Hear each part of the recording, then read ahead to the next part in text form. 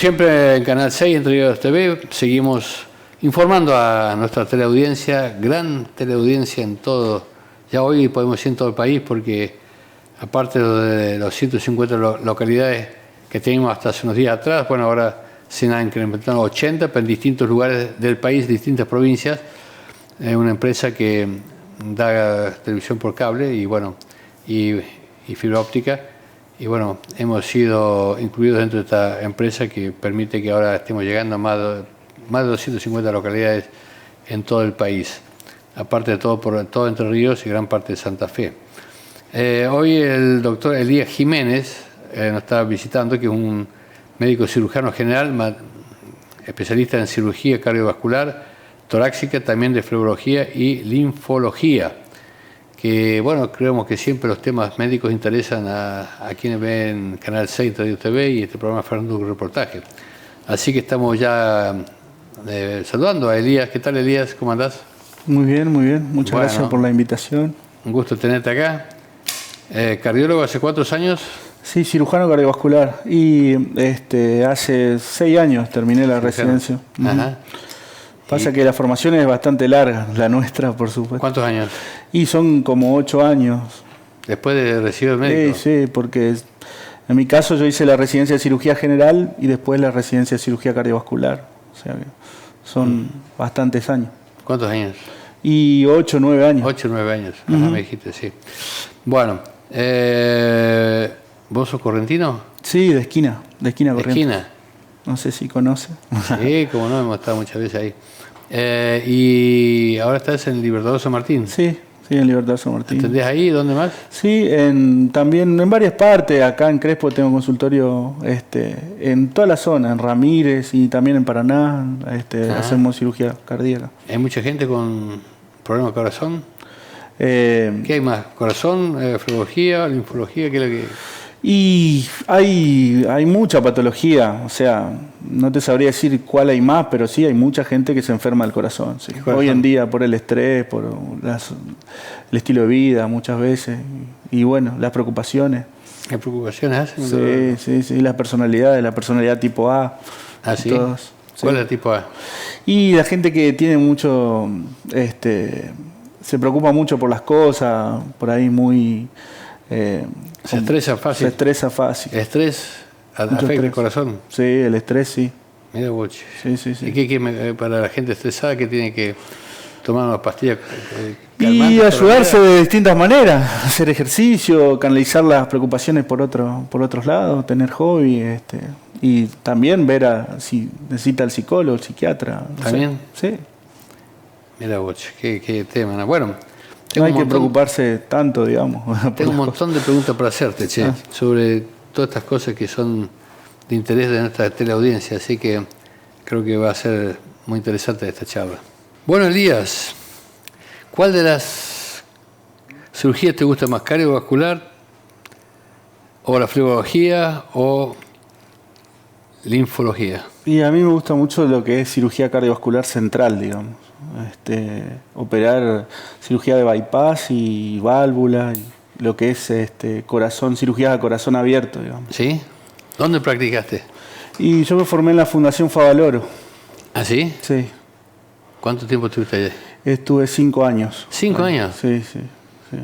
¿Lo conociste a Favaloro? No, cuando yo había ido ya había fallecido. Ajá. En el 2001.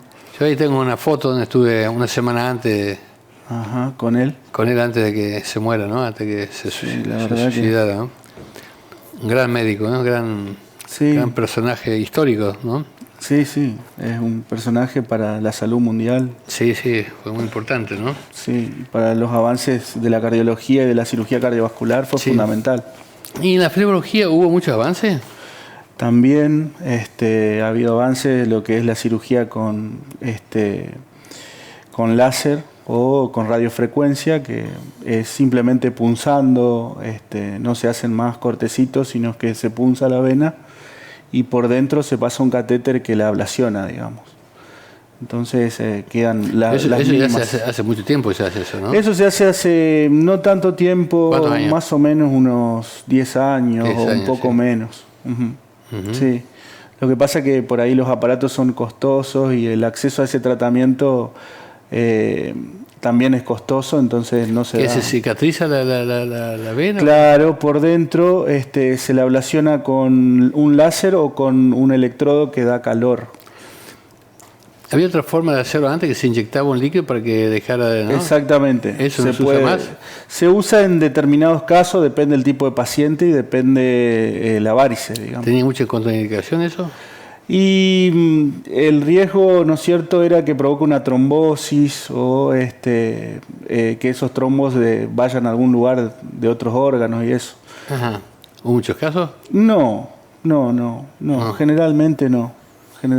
¿Hoy cómo se hace con láser? ¿Que se inyecta? Hoy se punza la vena safena, por ejemplo, se progresa por la misma un introductor de 7 French, que es como un catéter por el cual se introduce otro catéter y se trabaja por dentro de la vena. ¿Con láser? Exactamente. Qué avance, ¿no? Qué increíble. Sí, ¿Y qué hace? ¿La seca? La seca por dentro, exactamente. Seca por dentro, sí, ¿en el acto? Sí.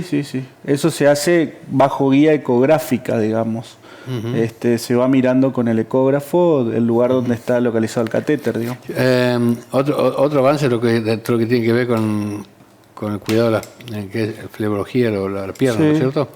Las ramificaciones, eso hoy con láser también instantáneamente, ¿no? Se puede utilizar, sí. Pensar que 50 años atrás, ¿no? Que distinto, había que para hacer eso había que operar, había que... Sí, por supuesto, sí. Antes se sacaba la vena, ¿no? Exactamente, se hacía una extracción con un flebo extractor, que era como un tutor que se pasaba por dentro de la vena y se la arrancaba, por así decirlo. Una cosa de loco, ¿no?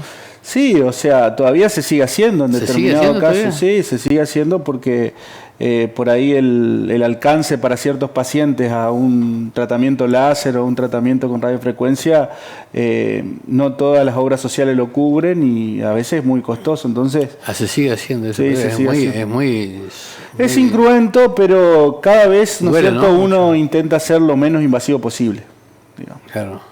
Eso ya no se hace tanto como antes, ni utilizando incisiones muy grandes.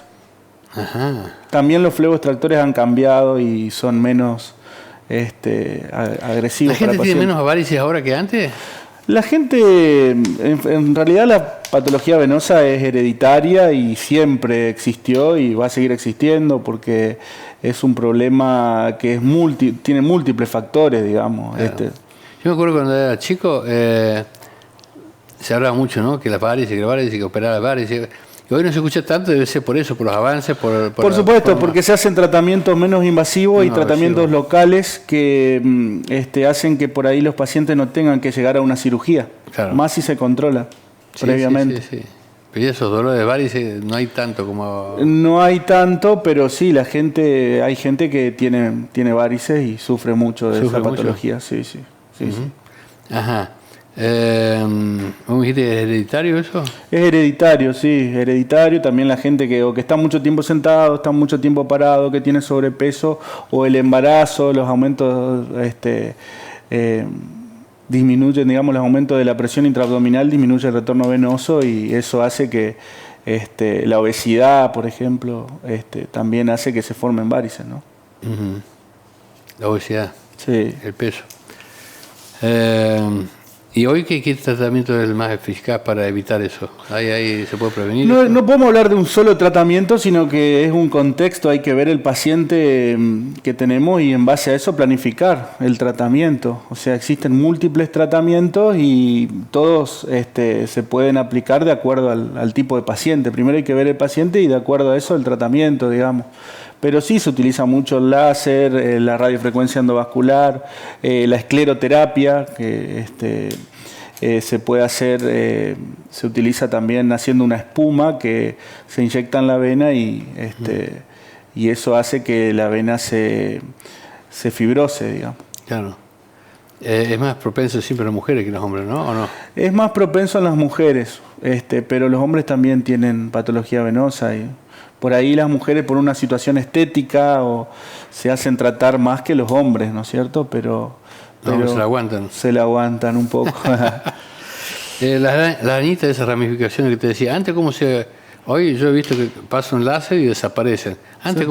¿Cómo se operaban? ¿Cómo se trataban eso? Antes se utilizaban esclerosantes. Se inyectaba en la arañita un líquido para ablacionarla, digamos, para cerrarla. ¿Se sigue haciendo eso todavía? Se sigue haciendo eso también, sí.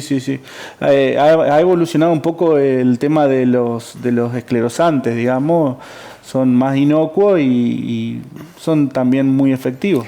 ¿Las mujeres tienen que seguir usando esas medias que ajustaban tanto? Depende, por eso hay que analizar cada paciente, ¿no?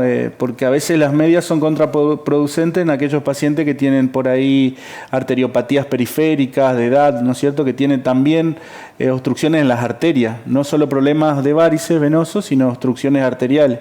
Por ahí si nosotros comprimimos con una venda, también dificultamos la circulación y eso puede ser problema.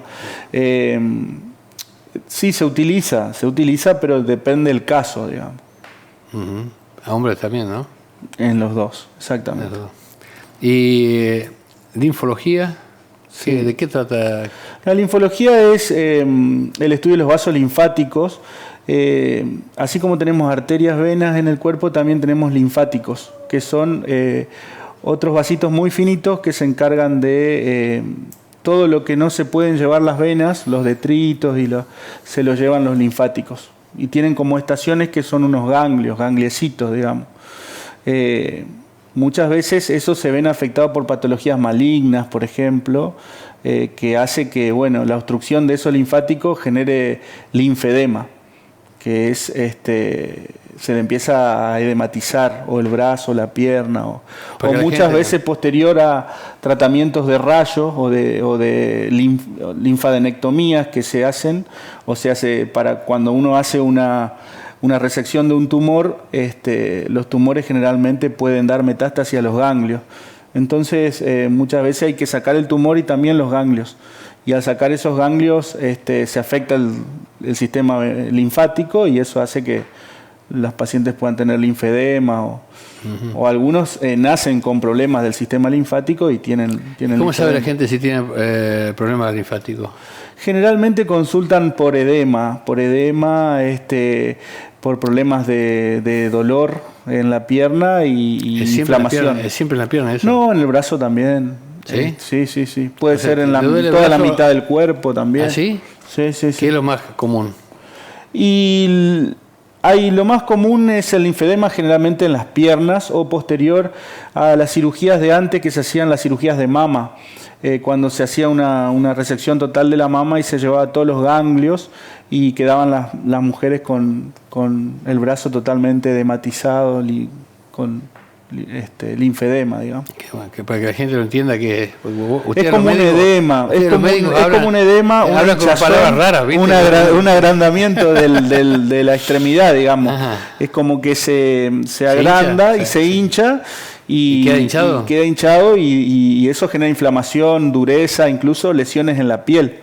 Porque la piel puede extenderse, tiene una cierta elasticidad la piel, pero cuando la piel se sobreextiende,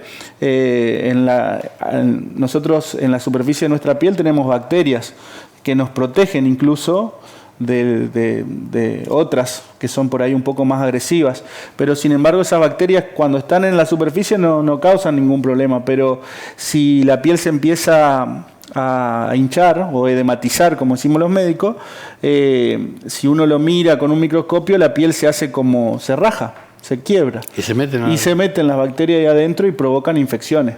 Ah, sí. Sí. Por eso muchos de estos pacientes tienen infecciones en la piel. Tienen celulitis, tienen problemas. ¿Cómo se puede evitar eso? Y tratando el linfedema, es multifactorial, con kinesiólogos. O sea, cuando a alguien le duele el brazo, tiene que ir a hacerse ver por qué le duele el brazo. Y sí. O generalmente los pacientes mismos consultan porque ven una asimetría con respecto de una pierna a la otra o de un brazo al otro y consultan por eso. Lo ven más hinchado que otro. Exactamente. Y entonces es un problema linfático. Problemas linfáticos, sí. ¿Y los linfas se llama? Sí. Son los que tienen los ganglios.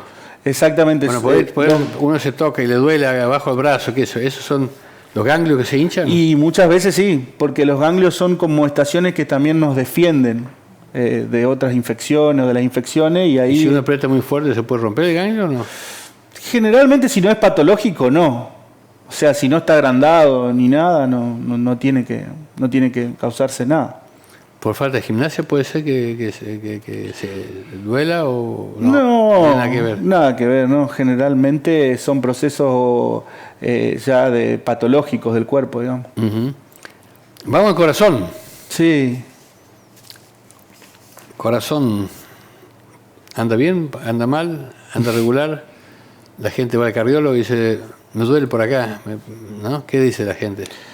Y la gente generalmente, mucha gente hoy en día, la gente se está controlando más, o sea, está haciendo más deporte, está haciendo más vida sana, pero bueno, en esos controles, por ahí, bueno, se descubren cosas, ¿no es cierto?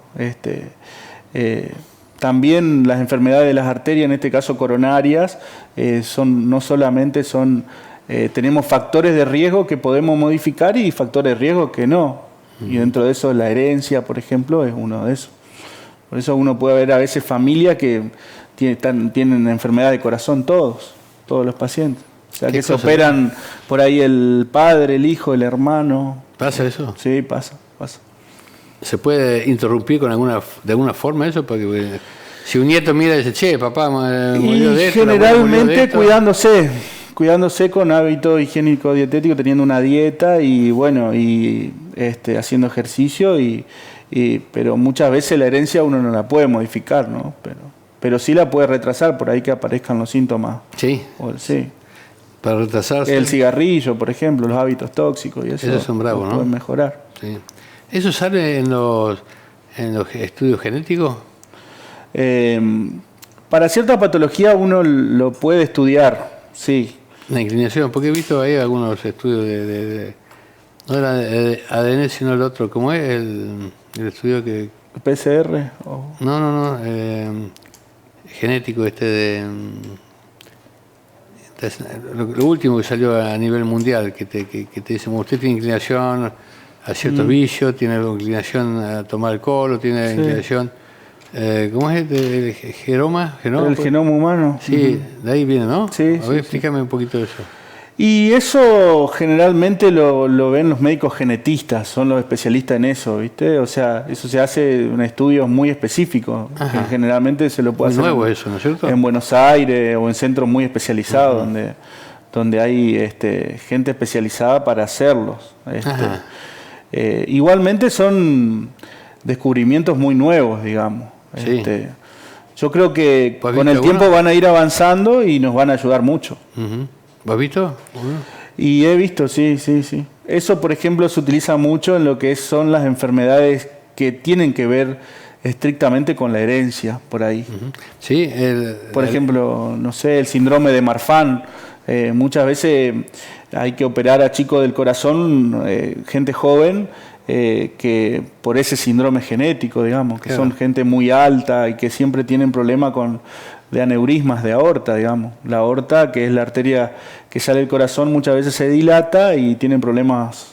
¿Por ser altos? No sino porque tienen deficiencia genética de una cierta proteína que forma las arterias, digamos. ¿Y eso cuándo se descubre? ¿De joven? Y eso se descubre con la clínica y se descubren esos aneurismas y en base a eso después se estudia la parte genética. Sí, a mi señora le hicieron un estudio de eso hace unos años atrás y la verdad, el de mi señor y el mío eran totalmente distintos. Claro. ¿No? ¿Qué predisposición teníamos para ciertas enfermedades? O muy, muy largo, muchas hojas, ¿no? Sí. Increíble, ¿no? Como la ciencia ha avanzado en cosas que parece ciencia ficción, ¿no? Como un análisis puede darte toda esa información, ¿no? Sí. Es bárbaro. Volvamos a la cirugía de tórax y cirugía cardiovascular. ¿Qué diferencia hay entre uno y otro? Y están muy relacionadas. Generalmente, cuando hablamos de cirugía de tórax, hablamos más de lo que es la caja torácica con los pulmones y con todo lo que rodea al corazón.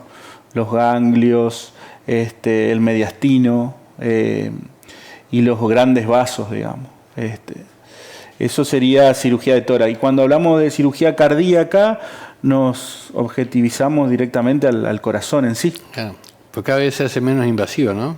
Por supuesto. O a través de pequeñas incisiones, incisiones más pequeñas. A mi padre le operaron, le hicieron 4 bypass de tórax, bueno, le serrucharon todo de arriba hasta abajo, no sé cuántos centímetros. Después se veía el típico... Sí, la cirugía que Ajá. Ahí se rompen nervios, se rompen venas.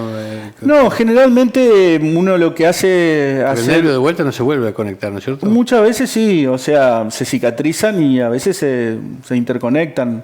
¿De vuelta? Sí, muchas veces sí. Hay una cierta plástica neuronal, pero en este caso, cuando nosotros abrimos a un paciente para operar una cirugía cardíaca, lo hacemos a través del medio de la persona, y en ese lugar del tórax, por así decirlo, vamos a encontrar piel y después más abajo un poquito de celular subcutáneo, que es como una grasita, y después va a estar el esternón en el medio. Y eso es lo que nosotros cortamos con una sierra especial. ¿Es sierra o un bisturí? Una sierra es. Se pasa una sierra que parte al medio del esternón. Tipo moladora, sí. Sí, una sierra que es... ¿Se rucha así o gira? Hay o sea, la sierra hay de los dos tipos, digamos. ¿Y todo el acerrín de los huesos? Y eso se aspira, se saca. ¿En lo posible? En lo posible, sí. ¿Si queda adentro no pasa nada? No pasa nada, no. Generalmente se hace un corte neto donde no hay mucho, no hay mucho detrito ni... Y se abre ahí. Se abre con un separador de fino quieto, se llama. Sí. Un separador especial que abre las dos tablas del esternón. Y presiona. Y eso nos permite ver el pericardio. Claro, pero eso cuando vos abrís los huesos, evidentemente sufre la columna vertebral ahí, ¿no? En general, al abrir los huesos, uno está ejerciendo una presión sobre todo el tórax. Sí. Pero se la banca, digamos, o sea, no es bueno, medicamentos, bueno, calmante se la banca. Sí, bueno, cada vez se intenta hacer incisiones más pequeñas, incluso el esternón, hacer una transección, pero no total, sino parcial. Antes era total, ¿no? Antes era total, pero ahora para cambiar una válvula, por ejemplo, muchas veces se cambia por incisión de 4 centímetros. Claro, o sea, ese tipo paroscópica, ¿no? Sí, no la paroscópica, pero se hace a través de una mini incisión, mini toracotomía o una mini esternotomía, digamos. Que es de abrir el esternón, partirlo, pero no en su totalidad, sino en menos de la mitad. Una operación de corazón, por ejemplo, ¿cuánto dura más o menos? Y eso es muy relativo. Generalmente uno le dice al paciente, dura lo necesario para que salgan las cosas bien. Pero normalmente, si es una válvula aórtica, muchas veces no dura más de 3 horas, 2 horas y media, 3. ¿Cuál dura? Y cirugías complejas pueden durar hasta... ¿Cuál es más larga que vos tuviste en tu vida? Y muchas veces los trasplantes que hacíamos en la fundación duraban 10, ¿cuánto? 12, 15 horas. ¿15 horas? Sí, sobre todo cuando el paciente no andaba bien y había que asistir. O sea, asistir es colocarle un corazón artificial, digamos, pero, que lo asista. ¿15 horas están los mismos médicos? Y sí, se turnan, van, chao, queda salen. Y después de eso. Sí, son batallas. Batallas. Terminás ahí, ya está el otro en fila. Y sí, dormir un rato. Sí, o al otro día, y así, sale un trasplante. Usted opera mucho de madrugada, ¿no? Y generalmente los trasplantes y las cosas, las urgencias, y bueno, no tiene horario. ¿Cuánto tiempo hay? Ahí estamos viendo nosotros ahí. Sí, un poco de las ilustraciones. Ajá, de ilustraciones. Tremendo, ¿no? Sí. ¿Y en los trasplantes? ¿Ha hecho muchos trasplantes? Y cuando hice la residencia, sí, porque estaba en un centro donde se hacía mucho trasplante. El corazón se saca, vos lo sacás y lo tenés en tu mano. Exactamente. ¿Sigue latiendo? Sí. Tiene una propiedad que es el cronotropismo, el inotropismo, que esa es la propiedad fundamental del corazón, que puede latir por sí solo sin... ¿Cuánto tiempo? Y depende, si no tiene sangre, no mucho, o sea, porque se infarta.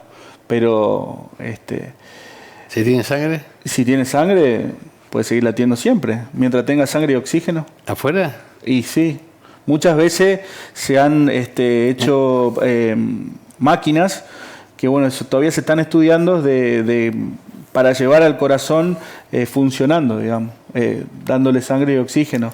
Pero bueno, son hay muchos prototipos. experimentos con Lo mejor es, lo que se ha visto mejor es descomprimir el corazón, pasarle una solución que lo pare y bueno, y si es posible bajar la temperatura también.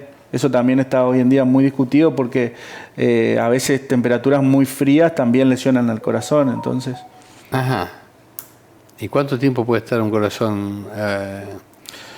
Y no más de 12 horas en un traslado, y entre 8 a 12 horas ya estamos pensando en que las cosas se complican. Por eso Y después con un golpe eléctrico se vuelve a... Claro, uno lo conecta la aurícula izquierda, conecta la aorta, la aurícula derecha, las dos venas cavas y le da sangre, oxígeno y bueno, el corazón empieza a latir. Es impresionante. Es increíble, ¿no? Lo calienta. Sí, es una de las cosas maravillosas. Creo que uno todavía no se descubrió bien por qué, ¿no? ¿O sí? Y es por la propiedad que tiene el mismo corazón, el mismo músculo cardíaco. ¿Vos crees que un día se puede suplantar con estos corazones artificiales que se ponen? Y sí, como avanza todo, yo creería que sí, en algún momento se podría. ¿Has visto corazones artificiales? Y sí, por supuesto, pero todavía son máquinas que son muy grandes, son difíciles necesitan mucha energía para que funcionen, todavía son cosas que están probándose, digamos. Uh-huh. Pero cuando inventen algo chiquito que sea como un celular con una batería que uno lo cargue y todo, quizá mucha gente se beneficie porque hoy en día los corazones no son muchos, o sea, no se hacen trasplantes porque la donación no alcanza para todo. Exactamente, es un limitante, digamos. O sea, que estimular a que la gente también done sus órganos. Bueno, pero eso ya es por ley, ¿no es cierto? Sí, pero bueno, los últimos que tienen la palabra muchas veces son los familiares. Son familiares, si quieren o no quieren, ¿no? Exactamente. La ecografía Doppler, ¿no? ¿Cuándo se debe hacer o cómo lo podemos explicar? El eco Doppler es, en el caso mío, de la especialidad mía, se utiliza mucho en la parte de las varices, ¿no? Y en la parte de las arterias, para ver cómo es el flujo y si no están dilatadas o si no hay alguna alteración en el flujo. Las afenas, que son el sistema venoso superficial del cuerpo, que es el que más se enferma, tienen válvulas para hacer que suba la sangre, digamos. Las venas hacen que suba la sangre hacia el corazón y de ahí se oxigena. Entonces, para ver esas válvulas y para ver el funcionamiento, si no hay reflujo, se utiliza el ecodoppler. Y el ecodoppler se utiliza también para ver las arterias, para ver que no solo la sangre vuelve hacia el corazón, sino que la sangre vaya hacia los tejidos y para ver si no hay obstrucciones o trombosis, si no está obstruido por una trombosis.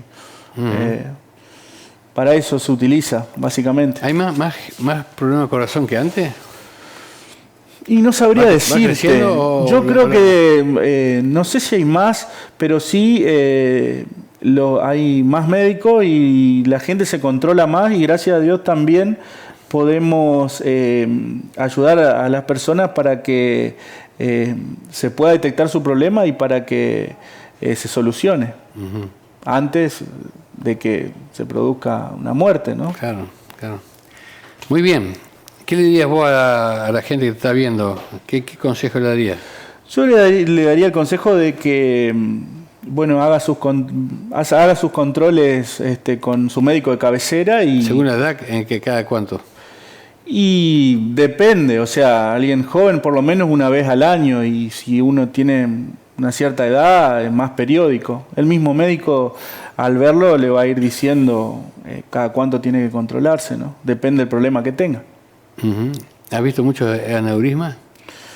Sí, por supuesto. Es la patología que nosotros tratamos, así que por eso... Sí, ajá. Sí. Muere mucha gente con la ¿no? Y sobre todo porque muchos no saben lo que lo tienen y eso se... Explotó una vena y... Sí, se rompen. Ajá. Y bueno, el tiempo que uno tiene para arreglarlo es muy corto. Ajá. Cuando eso se rompe. ¿Y cuánto cada 100 cuánto se arreglan? Y los rotos... ¿Cuánto, por ejemplo? Y hoy en día la patología de los aneurismas casi que ya no son tan quirúrgicos como antes. Se coloca una prótesis por dentro, una endoprótesis. Bueno, pero vienen a tu consultorio y dicen, me siento mal, Sí. hasta que vos encontrás que es un aneurisma, hasta que lo operás y hasta que cada 100 cuántos se salvan. Y no te sabría decir, pero... ¿El 50%? Sí, 60%? sí, un gran porcentaje, digamos, sí, se Más salva. del 50%. Si uno detecta el aneurisma asintomático, generalmente para tratar el aneurisma tiene que tener un cierto diámetro, o sea, tiene que tener más de 50 milímetros, 5 centímetros de diámetro, o si no... tiene que ser sintomático, o si no, uno tiene que ir viendo el aneurisma y si crece más de 5 milímetros por año, quiere decir que ese aneurisma va a dar algún problema. Pero exactamente. La mayoría de la gente no lo descubre, ¿no? Y muchos no, y vienen con el aneurisma roto, ¿no? Los que vienen con el aneurisma roto sí tienen una altísima mortalidad. Mortalidad, ¿no? Sí. Muy bien, Elías. Gracias por la visita. Bueno. Y bueno, siempre es lindo hablar de estas cosas que a la gente le interesa escuchar, todo lo que tiene que ver con la medicina. Están prendiendo el televisor a ver qué de todo lo que se escucha tiene que ver con cada uno, ¿no? Bueno. Así que bueno, te agradezco tu visita y bueno. Muchas gracias a usted por la invitación. Bueno, así que, hasta pronto. gracias.